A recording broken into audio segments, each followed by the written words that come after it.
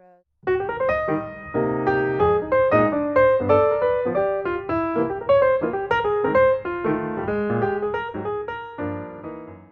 Hi, I'm Hailey Hodge of Graphic Knits, and in this tutorial I'm going to show you two very simple methods for how to add a lifeline to your knitting.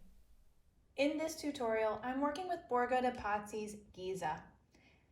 This is a 100% Egyptian cotton yarn and is considered a DK weight as it has 125 meters per 50 grams each skein. This yarn is super soft, and I particularly love the twist of this yarn because it's not spun too tight and it gives an excellent stitch definition. In this tutorial, I'm talking about lifelines. Lifelines are very useful in knitting and they can really save your life, or at least your patience, when working with many different complicated stitch patterns, such as lace, where it can be really common to make a few mistakes. I use this technique almost every time I'm working on a sweater, and I place my lifeline in the row right before I begin increases or decreases, so that if the fit isn't perfect, I can easily rip back to the beginning. Lifelines can be used also for helping you count your rows. So for example, if you have a pattern that then says now knit 56 rows in stockinette, it can be really annoying to have to count up 56 rows every time. Instead, you could place a lifeline every 10 or so rows to make it very simple for you to keep track of what you've already knit and easily count all of those rows. Now I'm going to show you two different methods for placing a lifeline. The first I find to be really simple and probably the easiest because we're going to place it through the working stitches that we already have our last row. We're going to place it right here on the working stitches here. What we're going to need to do this is we need a tapestry needle. And a tapestry needle, if you don't have one of these, I highly recommend it for so many different techniques, but it's basically just a blunt needle that has a hole big enough that we can thread our yarn through. And then you're also going to want some high contrast colored yarn compared to the yarn that you're working with. So I've chosen this super neon one so you guys can see it super easy. Now we're going to thread our needle, our tapestry needle. And this technique is really just as simple as it seems. If you're working on a piece working with circular needles or transitional needles, what you can do, what I find is to be much easier, is to pull your work to the center of those needles on the cord, because there's a little bit more space for us to place the needle through.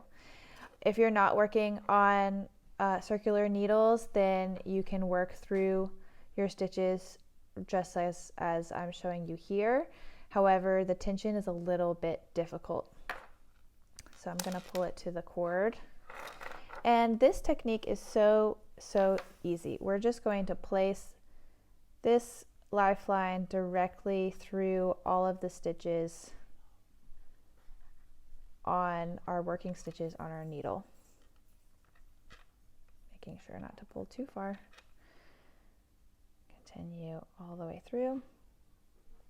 It's important that you get all of the stitches, because if you're ripping out later and we've missed a stitch, then one of those stitches is going to get lost. All right, pulling through all of those stitches. So now we've placed a lifeline using the first technique. So I use this style of lifeline for counting my rows more often than I do for fixing mistakes. Or I also place it before I start working on increases or decreases in a pattern so that I can easily rip back to the beginning if those aren't correct measurements or those increases and decreases don't work right for the fit. However, there's a second technique that I also find to be super important to learn, because maybe you haven't placed the lifeline and you've made a mistake and you need to go back to another point. So now I'm going to demonstrate that. But first, let's talk a little bit about tension. this second technique is also great for making sure that we don't disrupt your tension.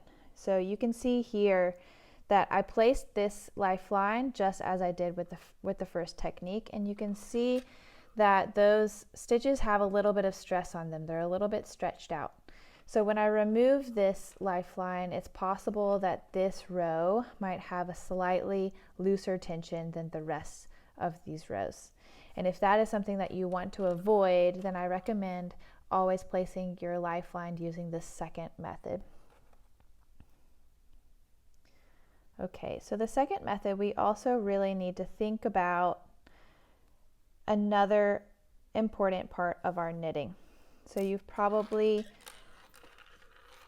learned a lot about twisted stitches or the way your stitch should lean on your needle.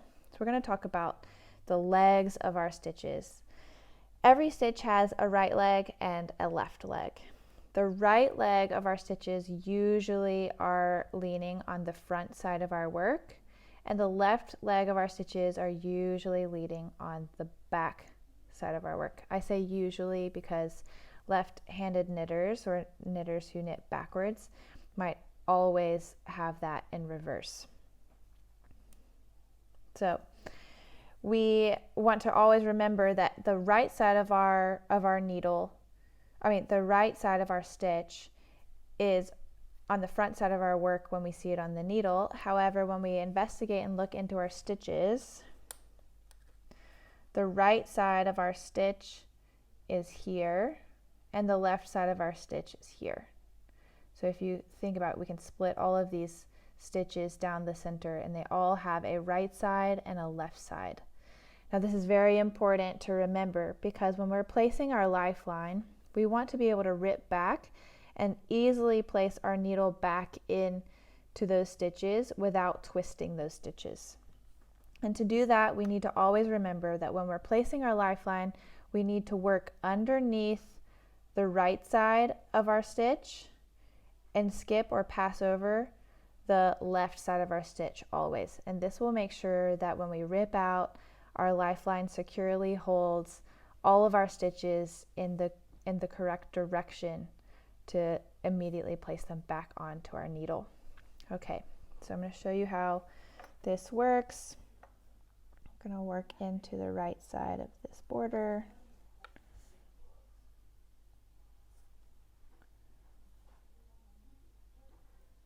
The garter stitches are a little bit more difficult to see, but it's easier to see throughout the stockinette. Okay, now I'm working underneath the right side, skipping the left, under the right, skipping the left, all the way across all of my stitches. You can see here with the lifeline I've placed before that it's the same. When we place the lifeline with the first method, we really don't need to think about the way we're placing the lifeline because they're automatically going to already be underneath all of the right legs.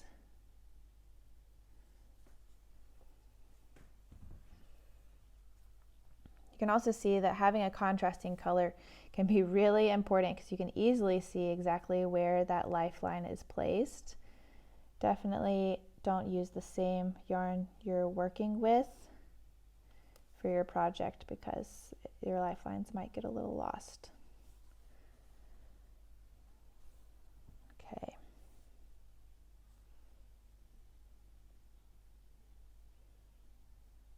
Always under the right leg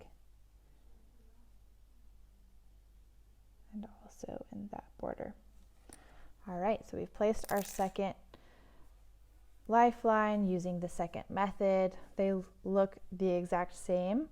However, this one is definitely going to retain the same amount of tension that it already had before because we've already worked these rows.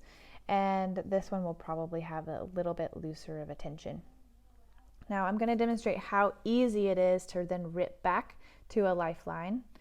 All we need to do is remove our needle. And if you've ever had to tink backwards a few rows, tinking is knit backwards, to knit backwards, that can be really tedious and take a long time. Instead, you can see how fast I'm able to remove all of these rows. And what's magic about it is it will automatically stop right where that lifeline is, right on that last stitch. So because of that, we've saved all of those stitches from the lifeline, and now we can start back over as if the mistake had never happened. And in just a few short minutes, we can remove all of those stitches, replace those stitches back onto our needle. You just want to thread your needle directly back through, just as we've placed our lifeline. And it's as simple as that.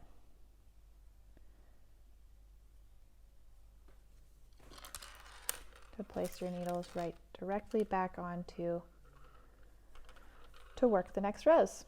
So I hope this tutorial has helped you understand a little bit about the importance of lifelines, and I hope that you find this technique super simple and easy to work with.